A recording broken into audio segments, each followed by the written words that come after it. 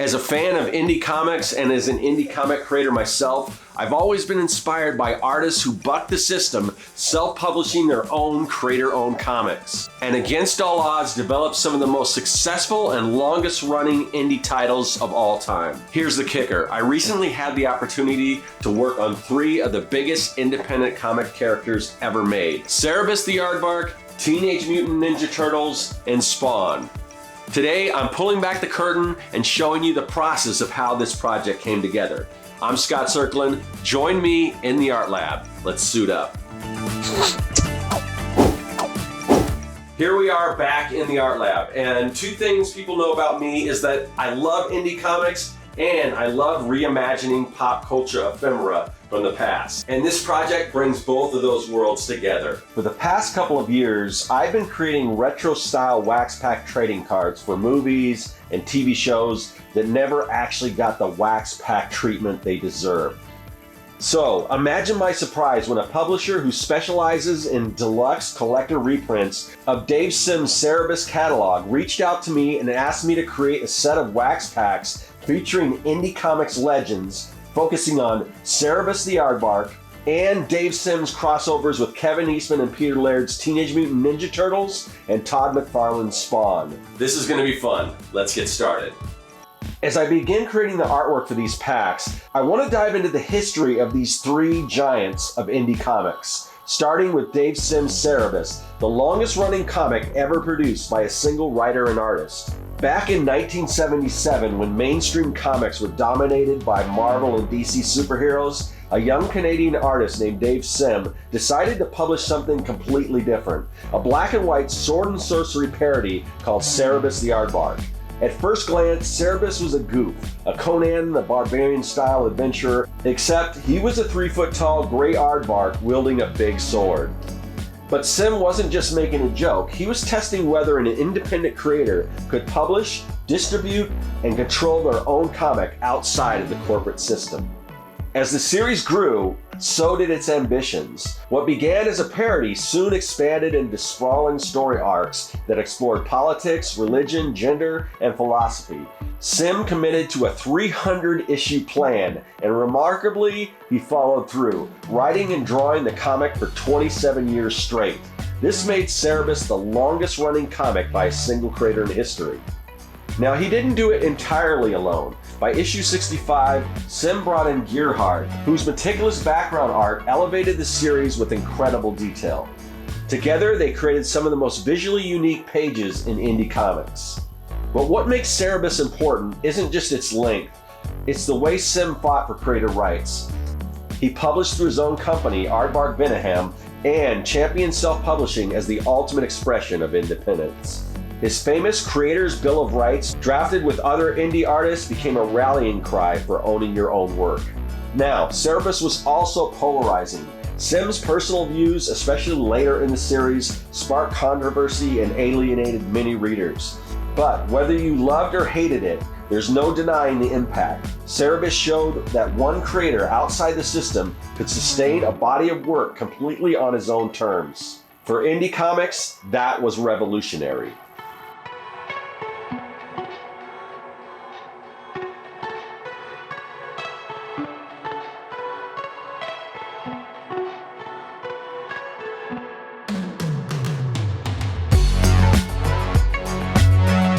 Of course, the characters I'm drawing here are just a few of the amazing indie comics out there. The latest article in my newsletter features even more great indie titles you should check out, plus a bonus template you can use to make custom wax wrappers. When you join my newsletter, you also get the free Comic Maker Starter Kit, packed with incredible digital tools that can help you create your own creative projects. Just head over to Serkworks.com to enroll today.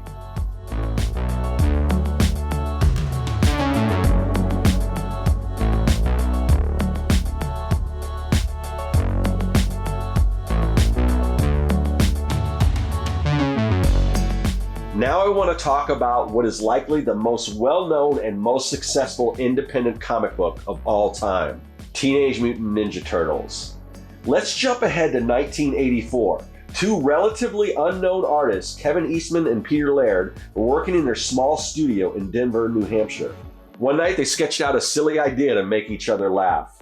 A turtle standing upright, wearing a mask and holding nunchucks. They called them Ninja Turtles. It was absurd, but they leaned into it.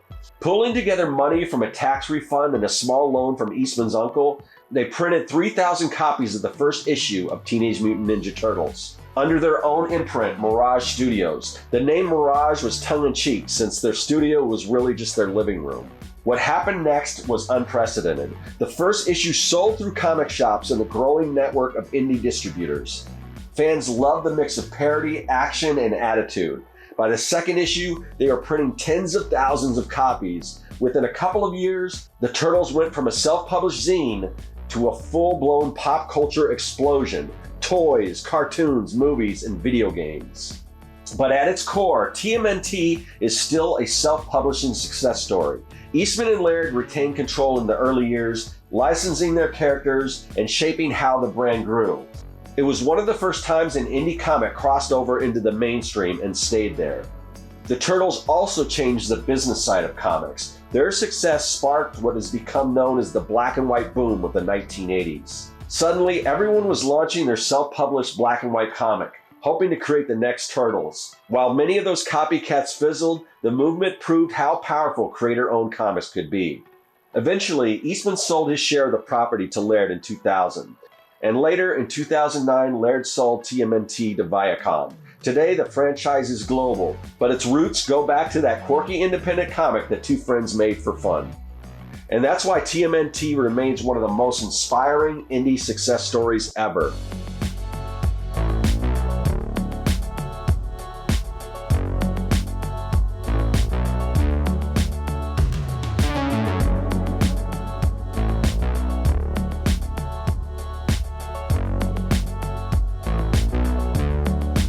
If you're interested in comics and Gen X nostalgia, then check out my Patreon for exclusive contents and tons of templates from this project and all of my past retro reventification projects. Join the fun on Patreon today, link in the description.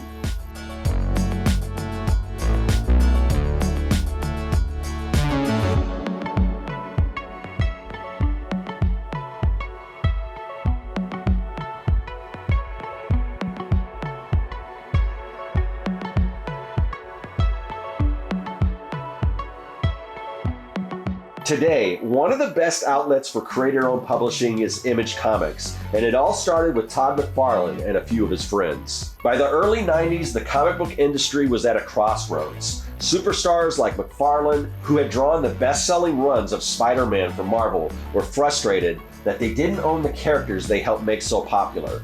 So, in 1992, McFarlane, along with Jim Lee, Rob Liefeld, Eric Larson, Mark Silvestri, Whilce Portacio, and Jim Valentino, broke away to form Image Comics, a company built on a radical idea: creators should own their work.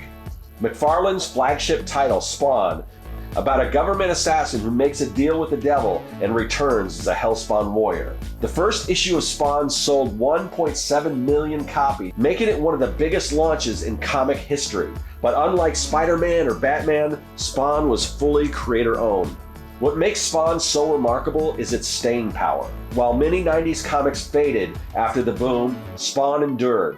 McFarlane kept the series going past 350 issues, making it the longest-running creator-owned superhero comic of all time. Beyond the comic, McFarlane expanded Spawn into toys, an HBO animated series, and a live-action film, and endless merchandise, all without giving up ownership. He even built McFarlane Toys, which has become a powerhouse in the collectibles industry. Spawn wasn't just a hit, it was proof that creator-owned superheroes could rival the icons of Marvel and DC. Along with Eric Larson's Savage Dragon, it showed that independence didn't mean obscurity, it could mean building a franchise on your own terms.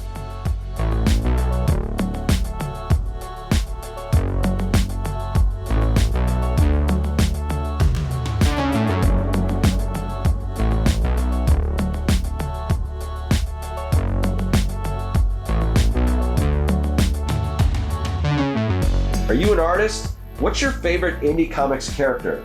What character would you love to work on given the opportunity? Let me know by leaving a comment.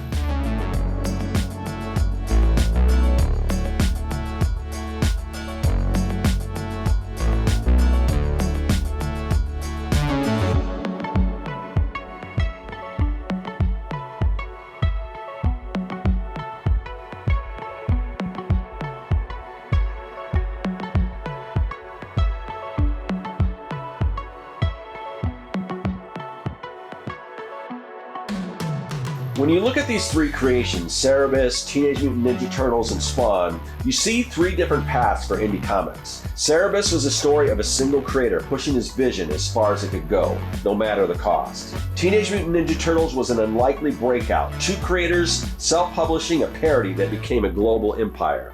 And Spawn, a superstar breaking away from the system to prove that creator-owned superheroes could thrive. Together, they form a kind of timeline of indie comics history, from underground black and white movement in the late 70s to the boom of the mainstream crossovers in the 80s to the image comic revolution of the 90s. And that's what makes this Wax Packs project so exciting. It's not just trading cards, it's a celebration of the boldest moves in indie comics, where creators took risks, challenged the system, and changed the medium forever.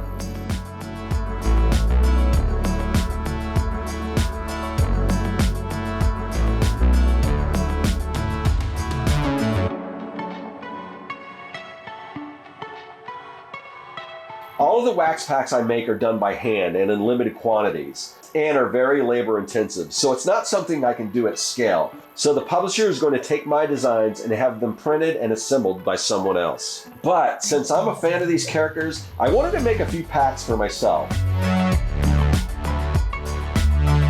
I printed the art on tracing paper using my laser printer. Next, I'm going to apply the wax and then package the cards and stickers together in the wax wrapper to seal it. I just love making these wax packs. They look and feel so authentic. They transport me back to that junk wax era of the 70s, 80s, and 90s. And there you have it, another awesome retro reventification project featuring some fabulous indie comic icons. If you'd like to pick up some of these wax packs, they'll be available soon at the Waverly Press website. I'll leave a link in the description. If you like what you've seen here, then go full barbarian or ninja or hellspawn on those like and subscribe buttons and ring that bell for good measure. And if you want to see another amazing video like this, you can click right up here. We're heroes in a half shell, we're baking a surprise. Teenage Mutant Ninja Turtle pies, fresh from the sewers to you. Their mind go delicious, you know that's true, because they're filled with mutagen goo. That's vanilla pudding, dude. They got the tastiest, flakiest, greatest crust, even better than on pizza. And it's green like us. Teenage Mutant Ninja Turtle pies, fresh from the sewers to you. New from Boston. Teenage Mutant Ninja Turtle pies, fresh from the sewers to you.